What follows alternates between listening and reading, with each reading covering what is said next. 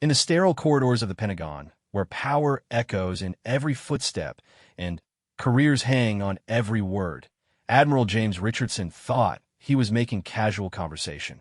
He had seen countless officers come and go, witness promotions and demotions, but nothing had prepared him for what would happen when he casually asked Lieutenant Commander Sarah Chun about her kill count during what he assumed was routine military banter. What she said next would not only shock everyone in uniform within earshot, but would spark a military investigation that would reach the highest levels of government, expose a decades-old cover-up, and forever change how the military views heroism, sacrifice, and the true cost of service. The question seemed innocent enough. The response would shake the foundation of everything they thought they knew about modern warfare. This is that story. The fluorescent lights hummed overhead in the Pentagon's E-ring corridor as Lieutenant Commander Sarah Chun walked with measured steps toward the briefing room. Her dress blues were perfectly pressed, her ribbons aligned with military precision. But nothing about her appearance hinted at the storm she was about to unleash with a simple answer to what seemed like casual conversation. Admiral James Richardson emerged from his office, coffee mug in hand, scanning the corridor with the practiced eye of someone who had spent 35 years in the Navy. At 62, Richardson had commanded destroyers in the Persian Gulf, overseen logistics operations in Afghanistan, and earned respect throughout the fleet for his direct approach and fair leadership. He was known for remembering names, asking about families, and maintaining the kind of personal connection with his officers that made him genuinely popular among the ranks. When he spotted Chun approaching, he smiled with the easy familiarity of someone who had been following her career with interest. At 34, she had already distinguished herself as one of the Navy's most promising intelligence officers, with deployments in some of the world's most dangerous regions. Her personnel file read like a textbook example of military excellence, but Richardson knew there was always more to the story than what appeared in official documents. "Sarah," he called out, stepping in her path with the relaxed demeanor of a superior officer, making friendly conversation. "Good to see you back stateside. How are you adjusting to desk duty after all that time in the field?" Chun stopped and came to attention, though Richardson immediately gestured for her to relax. The corridor around them bustled with the constant activity of the Pentagon, officers and civilians moving with purpose between meetings, briefings, and the endless administrative machinery that kept the world's most powerful military functioning. "Thank you, sir," Chun replied, her voice carrying the slight trace of an accent that spoke to her Chinese-American heritage. "It's an adjustment, but I'm grateful for the opportunity to contribute from this side of operations." Richardson nodded, taking a sip of his coffee. He had always appreciated Chun's diplomatic way of speaking, her ability to convey respect without appearing obsequious. It was a skill that served intelligence officers well, allowing them to navigate complex political and military hierarchies while maintaining their effectiveness in the field. "I've been reading some interesting reports about your work overseas," Richardson continued, his tone becoming more conversational. "Sounds like you were in some pretty intense situations. I know these intel operations can get complicated, but from what I hear, you handled yourself exceptionally well." Other officers moved past them in the corridor, some nodding respectfully to the admiral. Others, too, focused on their own missions to pay attention to the conversation. The Pentagon operated like a small city, with its own rhythms and social dynamics, and informal conversations between senior and junior officers were part of the fabric that held the military community together. Chun's expression remained professionally neutral, though Richardson noticed a slight tension around her eyes that hadn't been there when their conversation began. "I try to do my job to the best of my ability, sir. The situations were challenging, but we had excellent support from headquarters." "I'm sure you did," Richardson said, his tone warm with genuine appreciation. "In fact, I've been meaning to ask you about something. I know these special operations can involve some pretty serious action. Without getting into classified details, of course, but I'm curious about your experience level. What's your kill count?" The question hung in the air between them like a physical presence. Richardson asked it with the casual tone he might have used to inquire about her thoughts on the weather, the kind of shop talk that was common among military officers who had served in combat zones. In his experience, it was a straightforward way to gauge an officer's level of combat experience, a metric that helped him understand the depth of someone's field experience. But the effect on Chun was immediate and dramatic. The color drained from her face, and, for a moment, she seemed to freeze entirely. Her breathing became shallow, and Richardson noticed her hands, which had been relaxed at her sides, slowly clenching into fists. Around them, the normal flow of Pentagon traffic continued. Colonel Martinez passed by, nodding to the admiral while reviewing a tablet. Captain Thompson emerged from a nearby office, discussing logistics with a civilian contractor. The ordinary business of military administration carried on, oblivious to the fact that something significant was happening in their midst. "Sir," Chun said finally, her voice barely above a whisper, "I'm not sure that's something I should discuss in an open corridor." Richardson's expression shifted slightly, his casual demeanor giving way to something more attentive. In his decades of military service, he had developed a keen sense for when conversations were moving into sensitive territory. Chin's response suggested there was more complexity to his question than he had anticipated. "Of course," he said, glancing around the corridor and noting the continued foot traffic. "But I'm not asking for operational details, just general experience level. It helps me understand the background of my officers." Chin looked down at the polished floor for a moment, then met Richardson's eyes with an intensity that surprised him. "Admiral, if you really want to know the answer to that question, I think we need to have this conversation in your office. And, sir, you might want to have someone from JAG present." The mention of the Judge Advocate General's office sent a chill down Richardson's spine. JAG lawyers were called in when legal issues were at stake, when conversations needed to be officially documented, when something had gone wrong or might go wrong.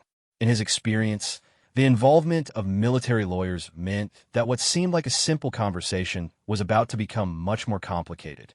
"Yawk," Richardson repeated, his voice carrying a note of concern. "Sarah, what exactly are we talking about here?" Chen's composure remained professional, but Richardson could see the weight of whatever she was carrying. "Sir, with respect, you asked me a direct question about my kill count. If you want an honest answer, you need to understand that the truth might not be what you expect, and it might not be something that stays between us." The corridor suddenly felt too public, too exposed.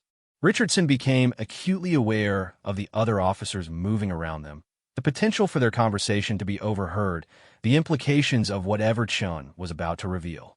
His instincts, honed by decades of military leadership, told him that he was standing at the edge of something significant. "Let's continue this in my office," he said, his tone shifting to the more formal register of official business. "Give me 10 minutes to clear my calendar and have my aide contact JAG." Chun nodded, relief flickering across her features. "Thank you, sir. I think that's wise." As they separated, Richardson walking back toward his office, and Chun continuing to her original destination. Both of them carried the weight of anticipation. Richardson found himself reviewing what he knew about Chen's service record, trying to identify any red flags he might have missed. Her deployments had been largely in intelligence-gathering roles, working with local forces and civilian populations in conflict zones. Nothing in her file suggested direct combat experience, which made her reaction to his question even more puzzling. In his office, Richardson instructed his aide to cancel his next 2 meetings and contact the JAG office for a legal representative to be present for what he described as a sensitive discussion regarding operational matters. He didn't elaborate, partly because he wasn't sure himself what they would be discussing, and partly because military protocol dictated caution when legal issues might be involved. While waiting for the arrangements to be made, Richardson found himself staring out his office window at the Potomac River, thinking about the thousands of conversations he had had with officers over the years. Most were routine, dealing with assignments, promotions, family issues, or career planning. But occasionally, these conversations revealed something unexpected, something that changed his understanding of a person or situation. He thought about the wars the military had been fighting for the past 2 decades, the complex nature of modern conflict, where the lines between combatant and civilian were often blurred, where intelligence officers worked in gray areas that traditional military training didn't always prepare them for. He wondered if Chen's reaction stemmed from something she had witnessed, something she had been forced to do, or something else entirely. 20 minutes later, his aide informed him that Commander Rebecca Walsh from the JAG office was available and that Lieutenant Commander Chun was ready for the meeting. Richardson took a deep breath, straightened his uniform, and prepared himself for a conversation that his instincts told him would be unlike any he had had before. When Chun entered his office, accompanied by Commander Walsh, Richardson noticed that she had composed herself, though the tension remained visible in her posture. Walsh, a sharp-eyed woman in her early 40s with extensive experience in military law, carried a legal pad and wore the expression of someone prepared for complications. "Sarah," Richardson began, gesturing for both women to take seats across from his desk. "I want you to know that this conversation is entirely voluntary. If you're uncomfortable discussing anything, we can end this at any time. But I have to admit, your reaction to my question has me concerned, both as your superior officer and as someone who cares about your well-being." Chun sat straight in her chair, her hands folded in her lap, looking every inch the professional naval officer she was. "Admiral, I appreciate your concern, and I understand that my reaction might have seemed unusual. But the truth is, your question about my kill count touches on something that I've been carrying for 3 years, something that I've never been able to discuss with anyone in my chain of command."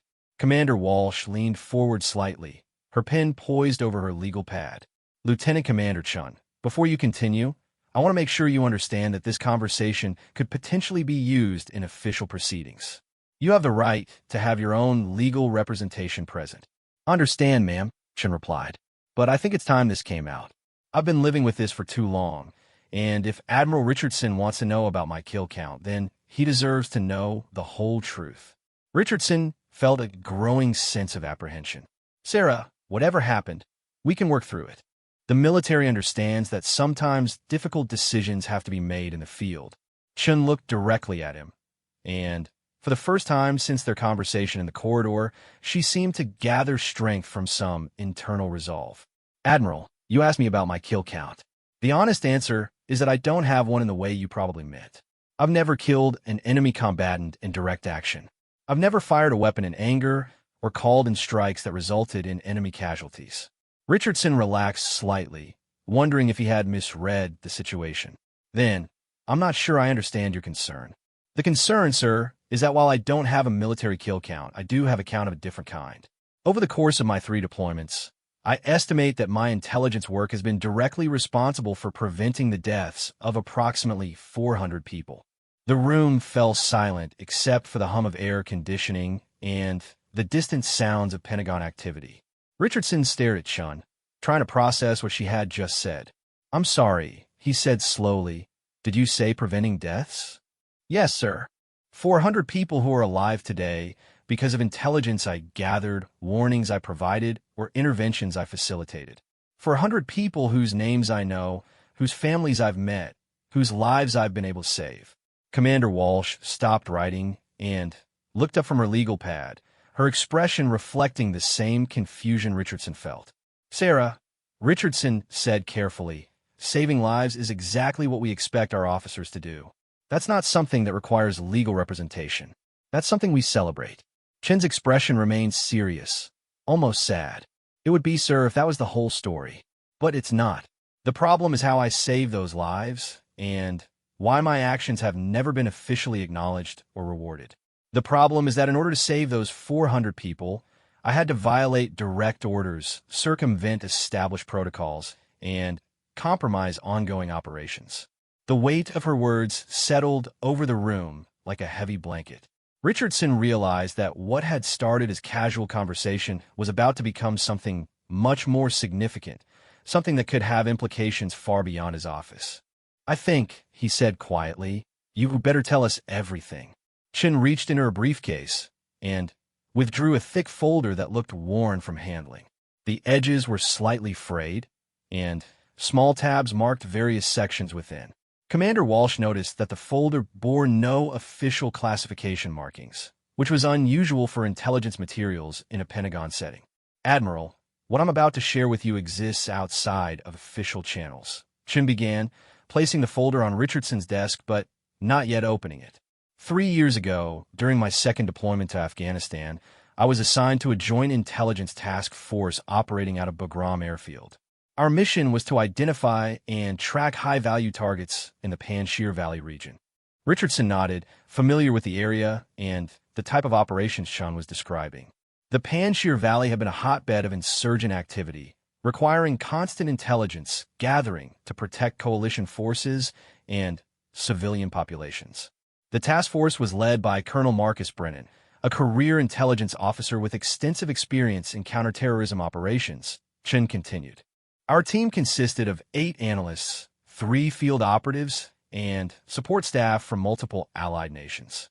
We worked closely with local informants and used a combination of signals intelligence, human intelligence, and drone surveillance to track insurgent movements. Commander Walsh made notes while Richardson listened intently. The details Chun was providing seemed routine for intelligence operations of that era, nothing that would explain her earlier concerns about legal representation. The complications began in March 2022. Chun said, her voice taking on a more serious tone. We received intelligence indicating that a major insurgent leader, Ahmad Massoud Shah, was planning a series of coordinated attacks against civilian targets in Kabul. The attacks were designed to coincide with the Afghan New Year celebrations, when thousands of families would be gathered in public spaces. Richardson's expression darkened. Attacks on civilian celebrations were a particular form of terrorism designed to maximize casualties and psychological impact.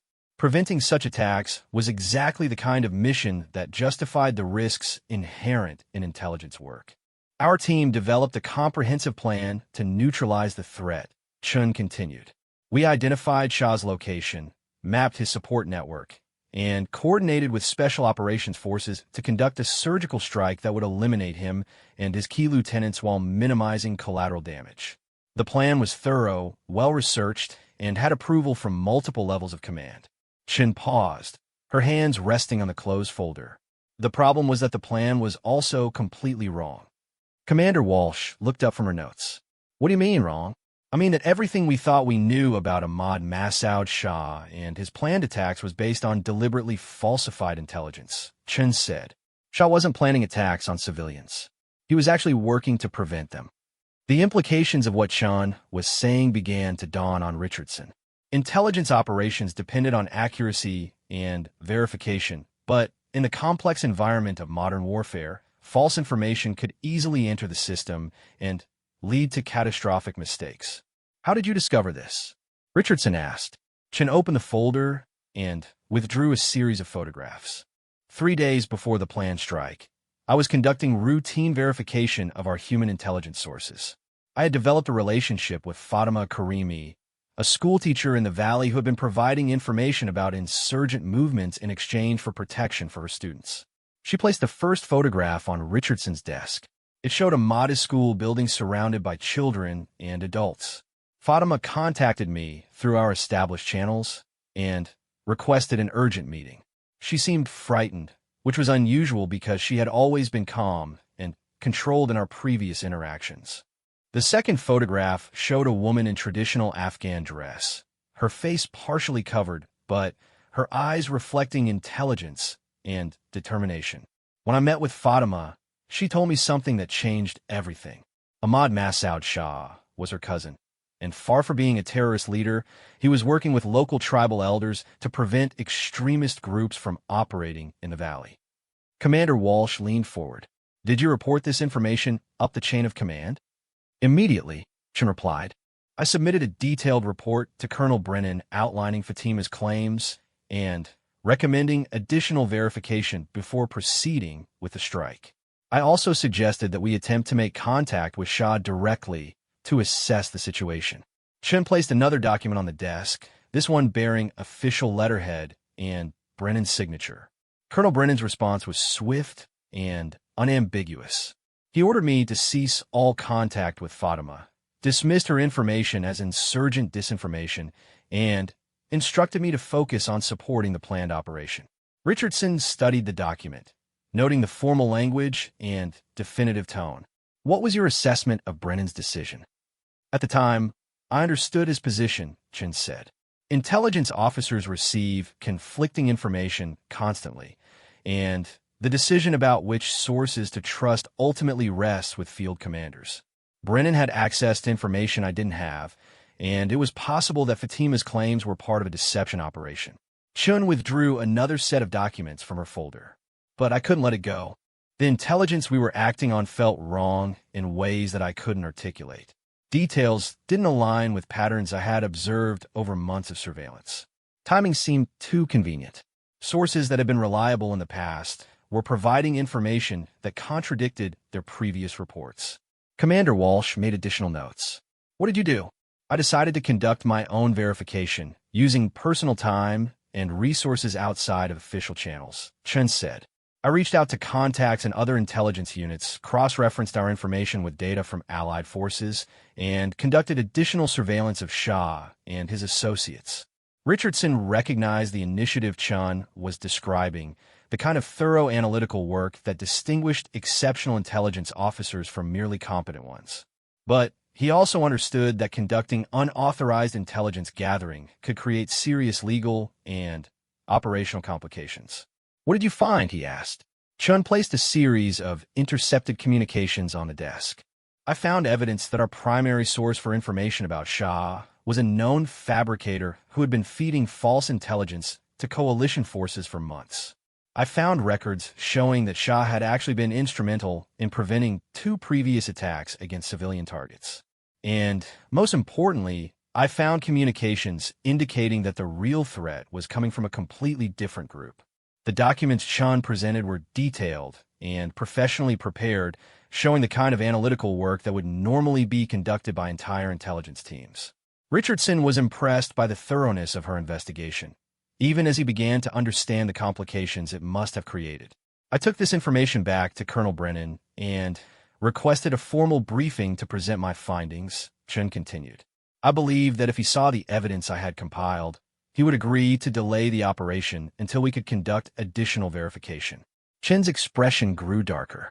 Brennan's response was to confine me to base, revoke my access to intelligence systems, and initiate disciplinary proceedings for insubordination. He also accelerated the timeline for the strike against Shah. Commander Walsh looked up sharply from her notes. He accelerated the timeline? The strike was moved up by 48 hours, Chun confirmed. When I learned about this, I realized that I had a decision to make. I could accept Brennan's authority and hope that my concerns were unfounded, or I could take action to prevent what I believed would be a serious mistake. Richardson felt a growing sense of unease. What kind of action? I contacted Fatima using unauthorized communication channels and warned her that Shah was in immediate danger, Chin said quietly. I provided her with enough information to ensure that Shah and his family could evacuate the area before the strike occurred. The room fell silent as the implications of Chin's admission sank in. She had directly contradicted orders from her commanding officer and potentially compromised an ongoing military operation. In military law, such actions could constitute serious offenses regardless of the motivation behind them.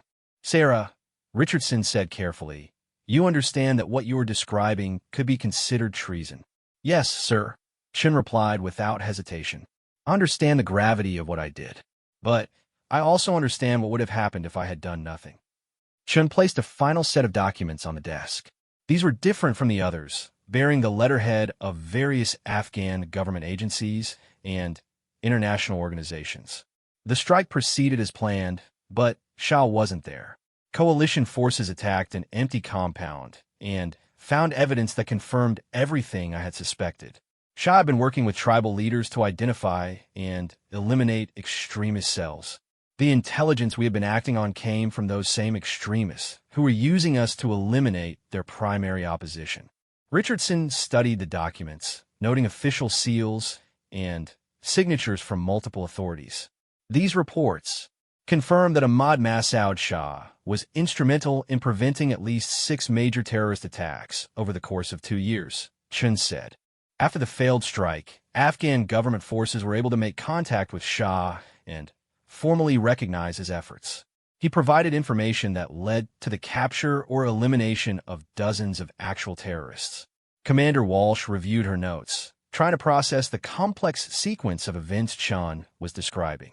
What happened to Colonel Brennan? Chin's expression remained neutral, but Richardson detected a note of sadness in her voice. Colonel Brennan was quietly reassigned to a desk position in Washington. The official report on the operation described it as a successful mission that disrupted insurgent activities in the region.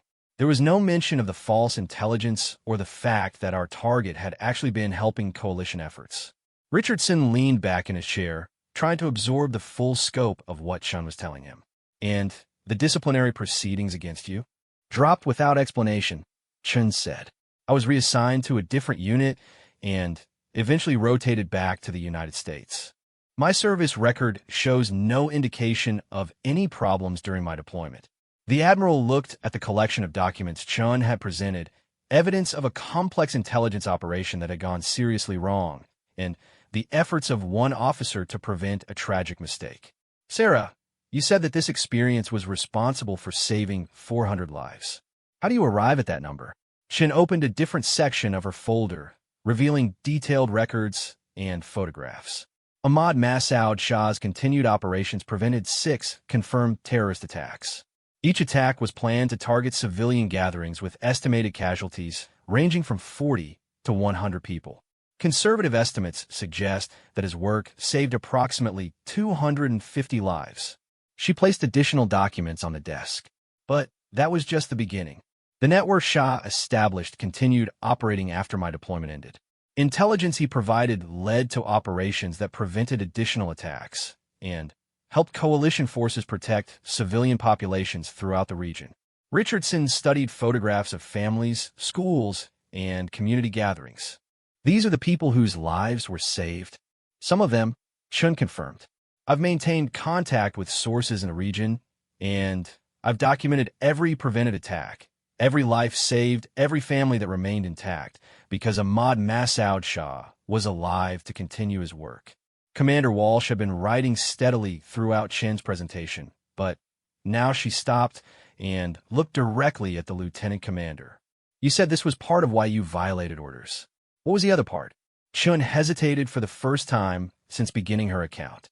The other part was what I learned about the source of the false intelligence and why Colonel Brennan was so determined to proceed with the strike despite evidence of its flawed basis. Richardson felt a chill of apprehension. What did you learn? I learned that the false intelligence was being provided by contractors working for a private military company that had significant financial interests in maintaining instability in the region, Chun said. Companies that profited from ongoing conflict and had strong connections to senior officials in the intelligence community. The implications of what Chun was suggesting sent shockwaves through Richardson's understanding of the situation. If private contractors were deliberately providing false intelligence to prolong conflicts and increase their profits, it represented a level of corruption that could undermine the entire military effort. Do you have evidence of this? Commander Walsh asked. Chun nodded grimly. Evidence that I've never been able to present through official channels. Evidence that explains why my concerns were dismissed so quickly and why the failed operation was covered up rather than investigated. Richardson realized that what had started as a casual question about combat experience had opened a door to something far more significant and dangerous. Sarah, what you're describing would require investigation at the highest levels of government.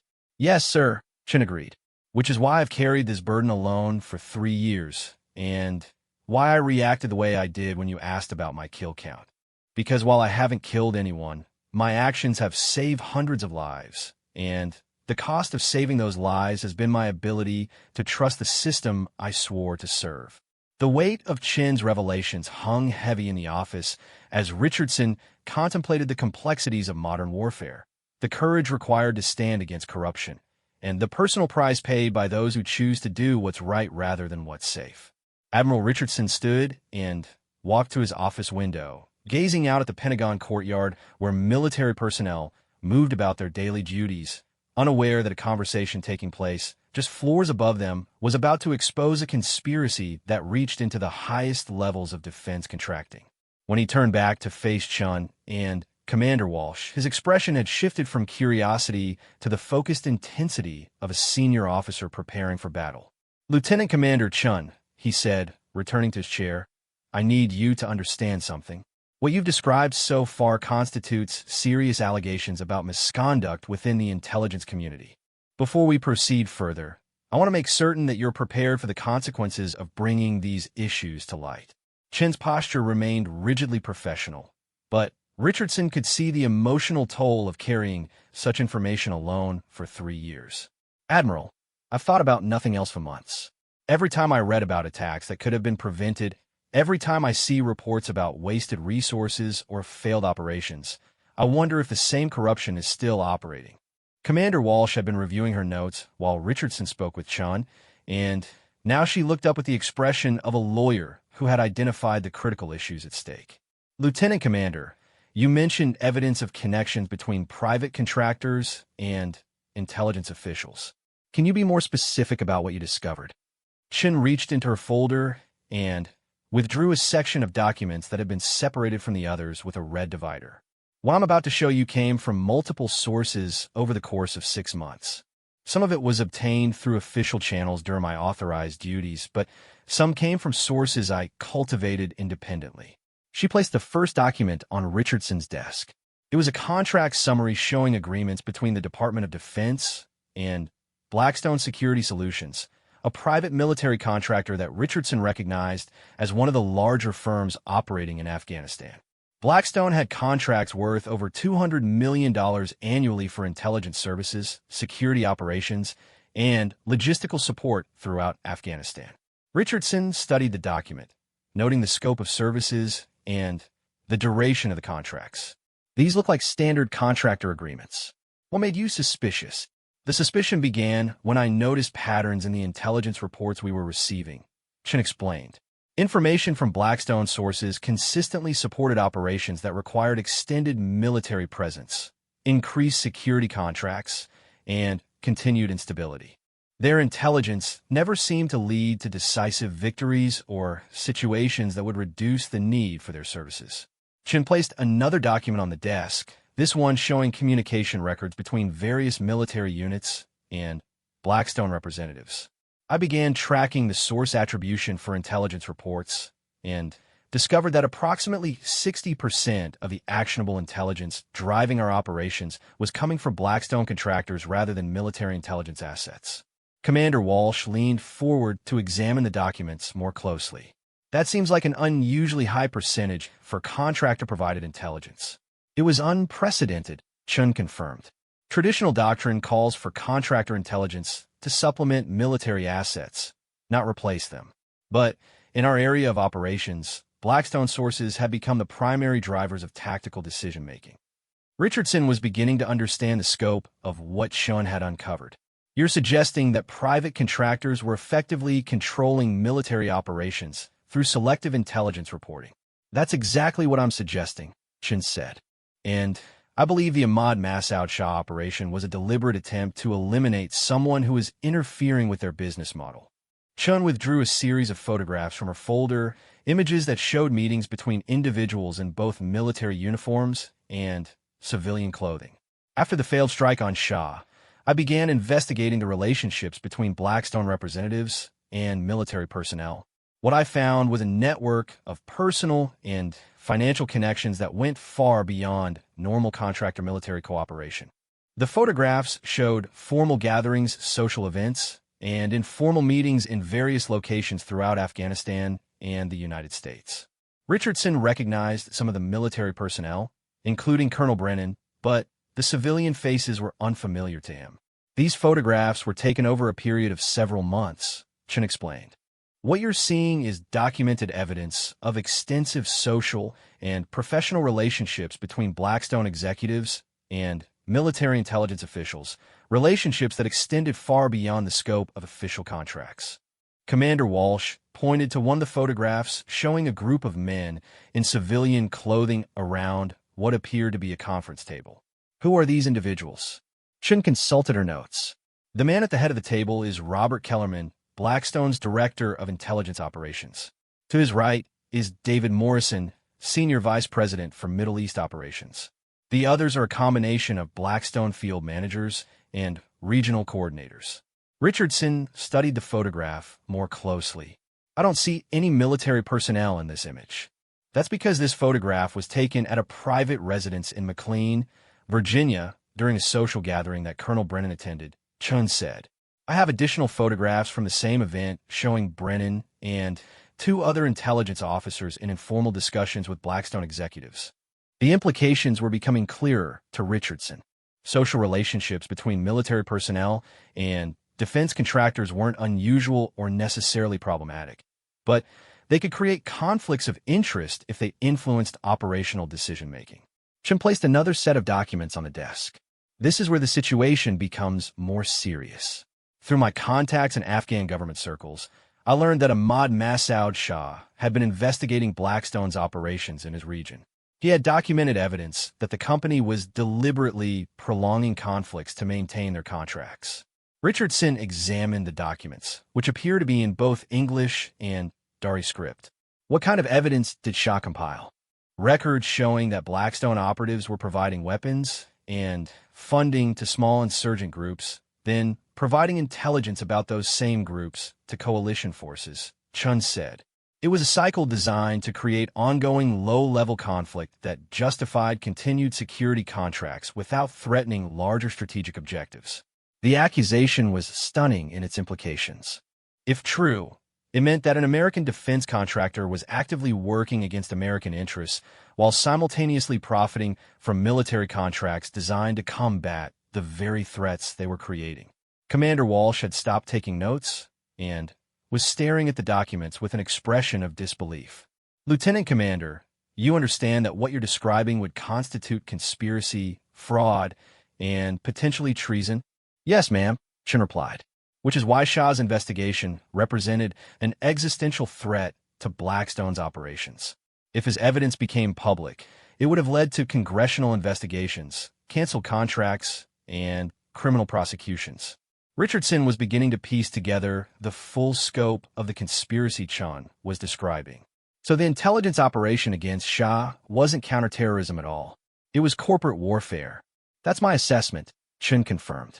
Blackstone used their influence with intelligence officials to fabricate a terrorist threat, knowing that military doctrine would require a swift response that would eliminate their primary threat before he could expose their operations.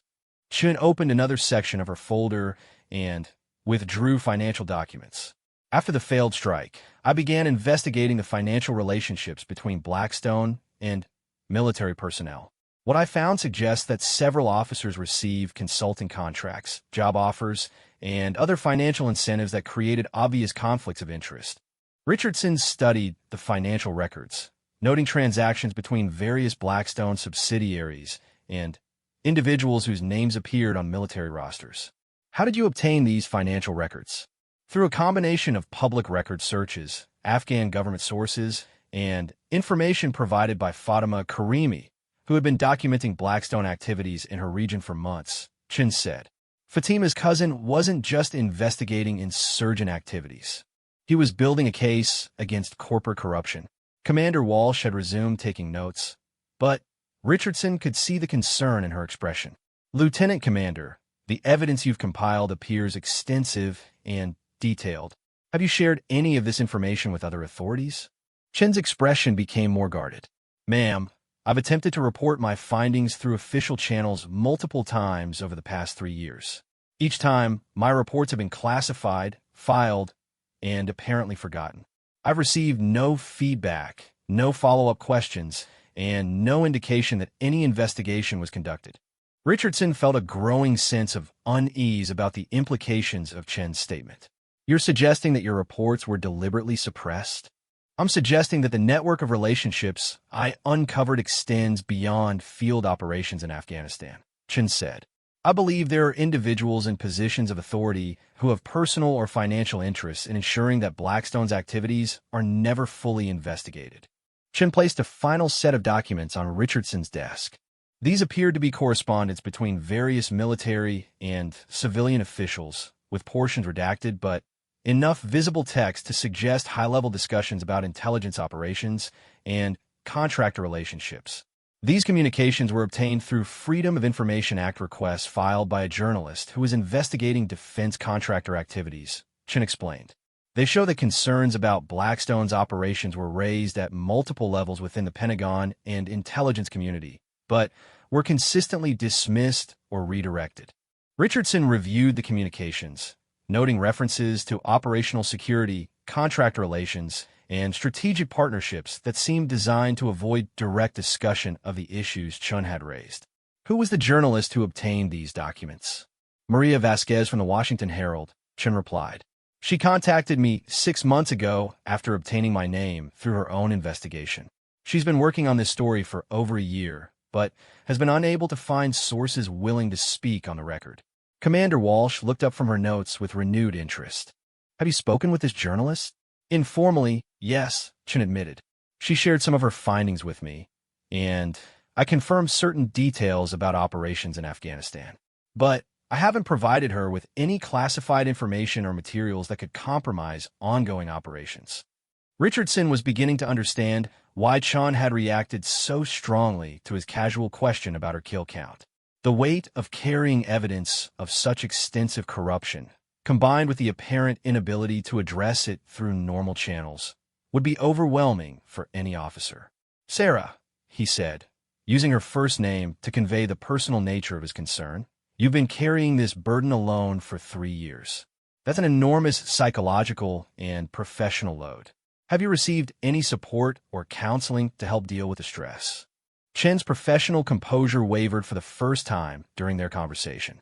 Sir, how could I seek counseling for stress related to uncovering evidence of corruption without revealing the source of that stress? How could I trust any military counselor when I don't know how far the network of relationships extends? The isolation Chun described struck Richardson as one of the most troubling aspects of her situation. Military personnel facing difficult situations were supposed to have access to support systems, but those systems depended on trust in institutional integrity. What I can tell you, Chun continued, is that my decision to save Ahmad Massoud Shah and the subsequent preservation of his network has continued to produce results. Over the past 3 years, intelligence from sources he developed has prevented dozens of attacks and saved hundreds of lives. Chin opened a thick section of her folder containing what appeared to be operational reports and casualty assessments. Every 6 months, I receive updates through secure channels about operations conducted using intelligence from Shah's network. I've documented every prevented attack, every life saved, every family that remained intact, because we stopped Blackstone from eliminating their primary opposition. Richardson studied the reports, noting the detailed accounting of lives saved and attacks prevented. The thoroughness of Chen's documentation was impressive, but it also spoke to her need to justify the enormous risks she had taken. The 400 lives I mentioned to you earlier, Chun said quietly, represent conservative estimates based on confirmed intelligence. The actual number of people who are alive today, because Shah's network continued operating, could be much higher. Commander Walsh had been reviewing the documents while Chun spoke, and now she looked directly at Richardson. Admiral, based on what I've heard today, I believe we need to brief this situation to higher authorities immediately. The allegations are too serious, and the evidence too extensive for this to remain at our level. Richardson nodded, understanding that they had reached the point where the conversation had moved beyond information gathering to action planning. Sarah, I want you to understand that bringing this information forward will likely result in extensive investigation, possible congressional hearings, and significant public attention. Are you prepared for that level of scrutiny? Chun met his eyes with the same intensity she had shown when she first suggested they needed legal representation present. Admiral, I've been prepared for 3 years. The only thing I wasn't prepared for was someone finally asking the right questions. Within 48 hours of Chen's revelations in Richardson's office, the Pentagon's Inspector General had initiated a preliminary investigation, and secure phones were ringing in offices throughout Washington. The machinery of military justice, once set in motion by Richardson's decision to elevate Chen's allegations, moved with a methodical precision that characterized high-level investigations involving potential corruption and national security implications. Inspector General Margaret Thorne had built her reputation over 25 years of military service by approaching complex investigations with unwavering objectivity and attention to detail. When Richardson's initial report landed on her desk, she immediately recognized the potential scope and sensitivity of the allegations. Chin's documented evidence suggested systematic corruption that could undermine public confidence in military operations and defense contracting, issues that required careful handling to protect both institutional integrity and individual rights. Colonel Morrison, Thorne addressed her chief investigative officer as they reviewed Richardson's initial briefing materials in her secure conference room. I want you to assemble a team with expertise in financial crimes, defense contracting, and intelligence operations. This investigation needs to be conducted with absolute discretion until we can verify the scope of the allegations. Colonel James Morrison, a career military lawyer with extensive experience in complex investigations, understood the delicate balance required. General, based on the preliminary evidence, we're looking at potential violations spanning multiple jurisdictions and involving both military and civilian personnel. Should we coordinate with the FBI and Justice Department from the outset? Thorne considered the question carefully. Not yet. Let's conduct our own preliminary assessment first. If Chin's allegations prove credible, we'll need to ensure that any evidence we develop can withstand scrutiny in multiple venues, including potential congressional hearings and civilian court proceedings. Meanwhile, Chin found herself in the unusual position of being both a key witness and a subject of investigation. The allegations she had brought forward required thorough verification, but her own actions in disobeying orders and conducting unauthorized intelligence gathering also needed legal review. She had been temporarily assigned to administrative duties while the investigation proceeded, a standard procedure that nonetheless felt like professional limbo. Admiral Richardson had assigned Commander Walsh to serve as Chin's military counsel, recognizing that she would need legal protection as the investigation expanded. In Walsh's office, they were preparing for Chin's formal interview with the Inspector General's team, scheduled for the following morning. "Sarah," Walsh said, reviewing the extensive documentation Chin had provided, "I want to make sure you understand the legal landscape we're navigating. Your actions in Afghanistan could potentially be characterized as insubordination, violation of direct orders, and unauthorized disclosure of classified information. But they could also be seen as necessary steps to prevent war crimes and protect civilian lives." Chun sat across from Walsh's desk, maintaining the composed professionalism that had served her throughout her career. "Ma'am, I understand the risks, but I also understand what would have happened if I had remained silent. 400 people are alive today because Ahmad Massoud Shah continued his work. That fact justifies whatever consequences I might face." Walsh appreciated Chin's conviction, but she also recognized the complexities of military law that Chin might not fully grasp. "The challenge we face is that military justice doesn't always recognize individual conscience as justification for disobeying orders. Even if your actions save lives, you could still face court-martial for the methods you used." The legal complexities were further complicated by the classified nature of much of the evidence Chin had compiled. Standard investigative procedures required careful protection of sensitive information, but the allegations involved corruption that might extend to individuals with security clearances and access to classified materials. Inspector General Thorne's team had begun their work by conducting a comprehensive review of Chin's documentation, working to verify the authenticity and accuracy of her evidence. Forensic accountants examined financial records, intelligence analysts reviewed operational reports, and investigators began the process of interviewing potential witnesses and subjects. Captain David Santos, the team's financial crime specialist, had spent 18 hours reviewing the documentation Chin provided about Blackstone Security Solutions and their relationships with military personnel. His preliminary findings were troubling enough to warrant immediate expansion of the investigation. "General," Santos reported during the team's daily briefing, "the financial relationships Lieutenant Commander Chin documented appear to be part of a larger pattern involving multiple defense contractors and dozens of military personnel. The consulting contracts, job offers, and financial incentives represent potential violations of federal ethics laws and military regulations." Colonel Morrison had been conducting his own review of the intelligence operations Chin described. The evidence suggests that false intelligence reports were used to justify military actions that serve contractor interests rather than strategic objectives. If confirmed, this represents a fundamental corruption of the intelligence process that could have implications for operations worldwide. As the investigation expanded, word began to circulate through military and defense contractor circles that something significant was developing. Blackstone Security Solutions retained high-powered legal counsel and began conducting their own internal review of operations in Afghanistan. Several military officers who had worked with Blackstone during the relevant time period requested legal representation, anticipating that they might be called to testify.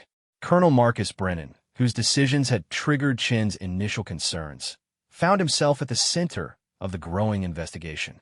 He had been reassigned to a Pentagon staff position after his deployment to Afghanistan, where he had been working on intelligence policy development. When Inspector General investigators contacted him for an interview, he immediately understood that his career and reputation were at stake.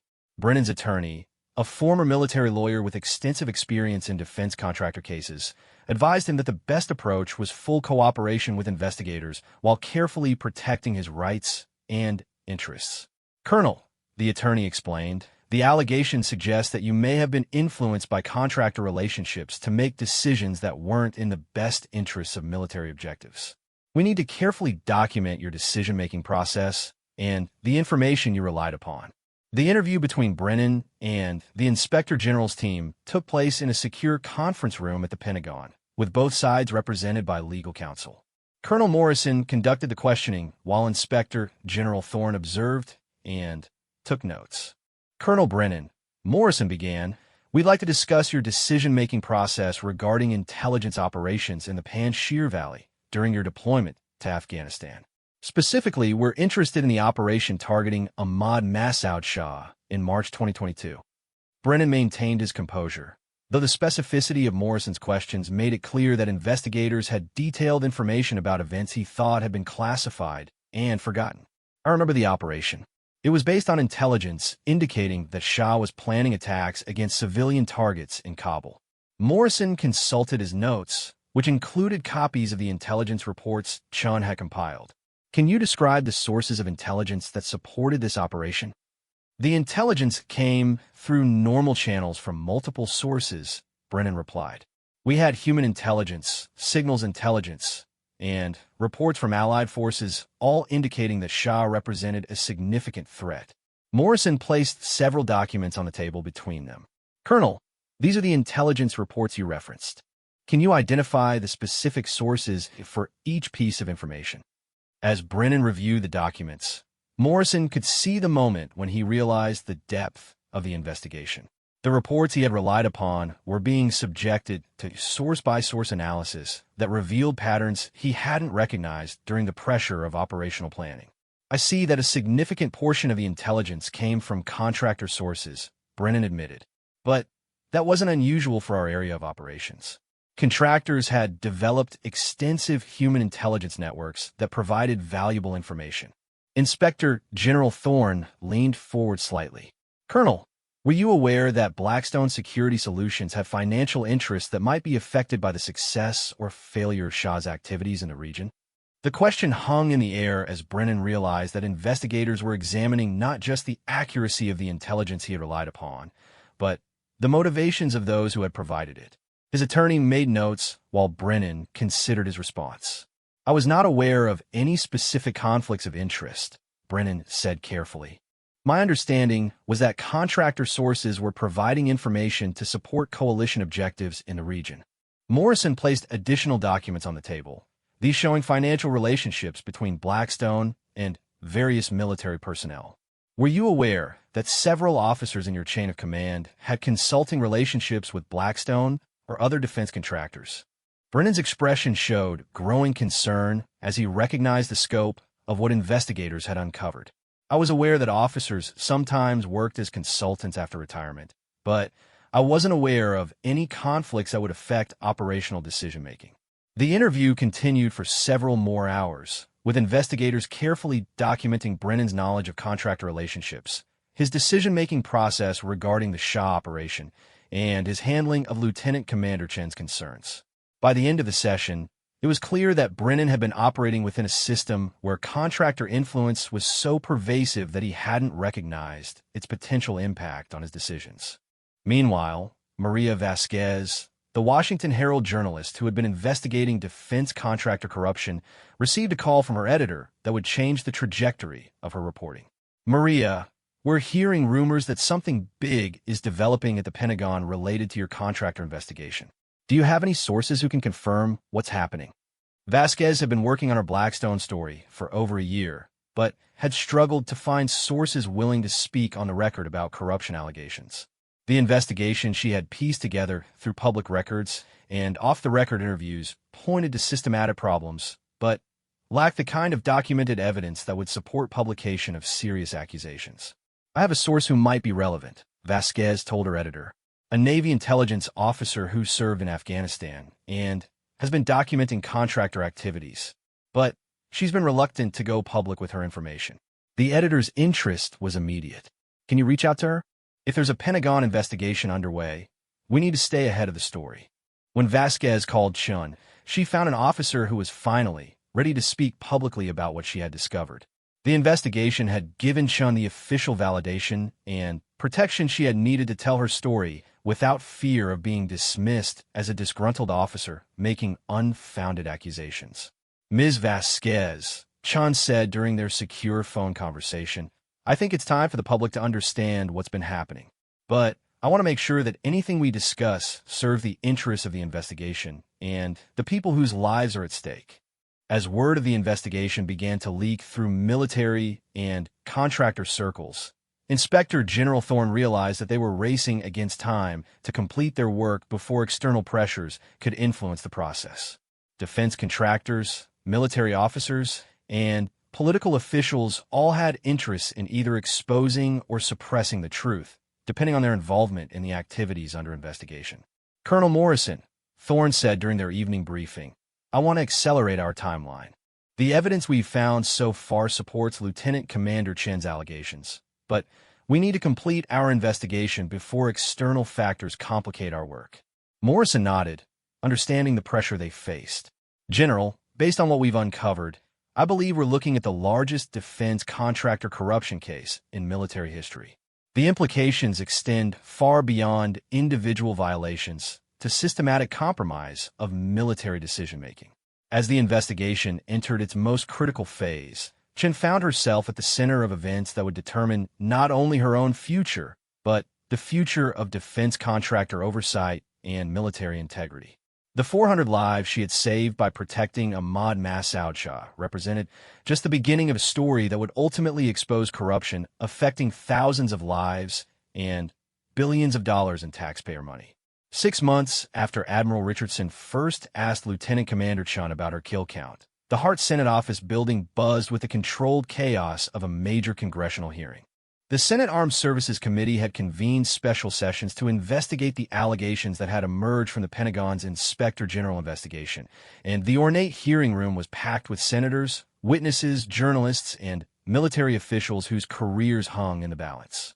Senator Patricia Williams, the committee chairwoman, called the session to order with the gravity befitting an investigation that had already resulted in criminal charges against 12 individuals and the suspension of contracts worth over $800 million. This committee convenes today to examine allegations of systematic corruption in defense contracting operations, specifically relating to intelligence manipulation and the improper influence of private contractors on military decision-making. Chun sat at the witness table, flanked by Commander Walsh and a civilian attorney specializing in whistleblower protection. After months of investigation, she had become the key witness in what media outlets were calling the largest military corruption scandal since the end of the Cold War. Her testimony would determine not only the fate of those accused, but the future of defense contractor oversight and military intelligence operations. The investigation had expanded far beyond the initial allegations about Blackstone Security Solutions. Inspector General Thorne's team had uncovered evidence of corruption involving 7 different defense contractors, 43 military personnel, and operations spanning 3 continents. The financial scope alone was staggering, with investigators documenting fraudulent activities totaling over $2 billion in wasted taxpayer funds. Lieutenant Commander Chun, Senator Williams began, you have been granted immunity for your testimony today in exchange for your full cooperation with this investigation. Please tell this committee how you first became aware of the activities that led to these proceedings. Chun had rehearsed this moment countless times over the past months, but sitting before the assembled senators and knowing that her words would be broadcast live across the nation still felt surreal. Senator, it began when I was asked a simple question about my kill count by Admiral Richardson. When I answered that question honestly, it opened a conversation that revealed systematic corruption affecting military operations and endangering the lives of both service members and civilians. Over the course of 4 hours, Chun methodically presented the evidence she had compiled, walking the committee through the false intelligence operation against Ahmad Massoud Shah, the network of financial relationships between contractors and military personnel, and the continued impact of the corruption on ongoing operations. Her testimony was occasionally interrupted by questions from senators, but her documentation was so thorough that most of her statements were supported by verified evidence. Senator Robert Hayes, the ranking minority member, posed a question that many had been waiting for. Lieutenant Commander Chun, you violated direct orders from your commanding officer and potentially compromised classified operations. How do you justify those actions? Chun's response had been carefully crafted with her legal team, but it reflected her genuine convictions. Senator, I swore an oath to support and defend the Constitution against all enemies, foreign and domestic. When I discovered evidence that private contractors were manipulating military operations for profit, I believed that oath required me to act, even if it meant disobeying orders that were based on false information. The hearing room stirred as Chun's words echoed the language that military personnel used during their commissioning ceremonies, the fundamental oath that bound all service members to a higher loyalty than individual command authority. Senator Williams consulted her notes before asking the question that went to the heart of the matter. Can you quantify the impact of your decision to protect Ahmad Massoud Shah and expose this network of corruption? Chun opened the folder that had become her constant companion over the past months, containing updated documentation of lives saved and operations affected by her actions. Senator, my conservative estimate is that Ahmad Massoud Shah's continued operations have prevented 47 terrorist attacks over the past 3.5 years, saving approximately 630 lives. His intelligence network has also provided information leading to the capture or elimination of over 200 confirmed terrorists. The numbers were stark and undeniable, documented through multiple intelligence sources and verified by international partners. But Chun wasn't finished. Beyond the immediate impact, Senator, the exposure of contractor manipulation has led to policy changes affecting defense operations worldwide. New oversight procedures have been implemented that have already prevented similar corruption in ongoing operations, potentially saving thousands of additional lives and billions of taxpayer dollars. As Chun's testimony concluded, the committee moved to questioning other witnesses. Colonel Brennan took the stand to explain his role in the failed operation against Shah, expressing genuine remorse for his failure to recognize the influence that contractor relationships had on his decision-making. Senators, I believed I was acting on the best available intelligence. I now understand that I failed in my duty to verify the sources and motivations behind that intelligence. The most dramatic moment of the hearings came when Robert Kellerman, Blackstone's former director of intelligence operations, was called to testify under subpoena. Despite taking the Fifth Amendment to avoid self-incrimination, his mere presence at the witness table served as a powerful reminder of the criminal prosecutions that had resulted from the investigation. Kellerman's silence contrasted sharply with the detailed testimony provided by other witnesses, including Ahmad Massoud Shah himself, who had traveled to Washington under heavy security to describe the impact of contractor manipulation on Afghan civilian populations. Speaking through an interpreter, Shah painted a vivid picture of the human cost of corruption. These American companies were treating our conflict like a business opportunity, Shah testified. They were funding the very groups they claimed to be fighting against, creating endless cycles of violence that serve their profits while destroying our communities. The hearings continued for 2 weeks, with testimony from military officers, defense contractor executives, Afghan government officials, and intelligence experts.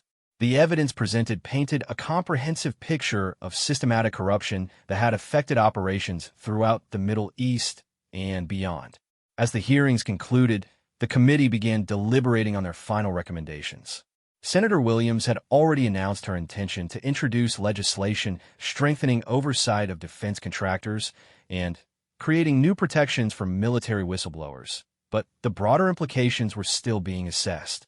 Admiral Richardson, who had initiated the investigation with his casual question about Chen's kill count, was called to testify about the military's response to the revelations.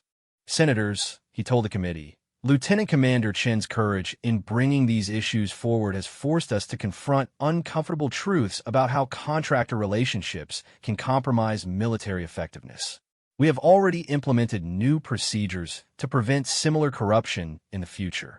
The military justice system had moved in parallel with the congressional investigation. Chen faced a court-martial for her violations of orders and unauthorized intelligence activities, but the proceeding had become a forum for examining the competing loyalties that military personnel faced when institutional corruption conflicted with their oath to defend the Constitution. The military judge, Colonel Sarah Martinez, had extensive experience in complex cases involving national security and military ethics. She recognized that Chen's case would establish precedents affecting future whistleblower protections and the boundaries of legitimate dissent within military hierarchies. Lieutenant Commander Chen, Judge Martinez, said as the court-martial proceedings began, "You stand accused of willful disobedience of orders and unauthorized disclosure of classified information. How do you plead?" "Not guilty, Your Honor," Chen replied, standing at attention in her dress blues. "My actions were necessary to prevent war crimes and protect civilian lives." The court-martial proceedings lasted 3 days, with testimony from military experts, legal scholars, and witnesses to the events in Afghanistan. The prosecution argued that military discipline required obedience to orders regardless of individual judgment, while the defense contended that Chen's oath to defend the Constitution created a higher obligation to prevent corruption and protect innocent lives. Commander Walsh, serving as Chen's military counsel, presented a defense that balanced legal precedent with moral imperatives. "Your Honor," Lieutenant Commander Chen faced an impossible choice between obeying orders that she knew were based on false information and honoring her oath to defend the Constitution against enemies, both foreign and domestic. She chose to protect innocent lives and expose corruption that threatened the integrity of military operations.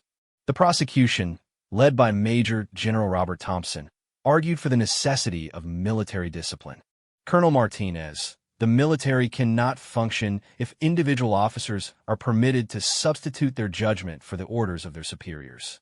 Regardless of Lieutenant Commander Chen's motivations, her actions undermined military authority and compromised operational security. After careful deliberation, Judge Martinez rendered a verdict that reflected the complex nature of Chen's situation. "Lieutenant Commander Chen, this court finds you guilty of willful disobedience of orders, but sentences you to time already served and reduction in rank by 1 grade, with immediate restoration upon completion of community service involving military ethics education." The verdict was seen as a victory for military whistleblowers, establishing precedent that officers who expose corruption in good faith would receive protection even when their actions violated traditional military discipline. Chen's 1-grade reduction was immediately restored through administrative action, and she was reassigned to a prestigious position developing new ethics training programs for intelligence officers. Maria Vasquez's reporting on the scandal earned her a Pulitzer Prize for investigative journalism, but she always credited Chen's courage as the foundation for her work. Without Lieutenant Commander Chen's willingness to risk her career to expose the truth, Vasquez wrote, "This corruption would have continued indefinitely, costing countless lives and billions of taxpayer dollars." The broader impact of the scandal led to comprehensive reforms in defense contracting procedures.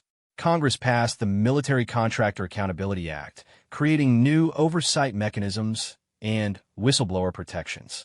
The Pentagon established the Defense Contractor Integrity Office, charged with monitoring contractor relationships and preventing conflicts of interest.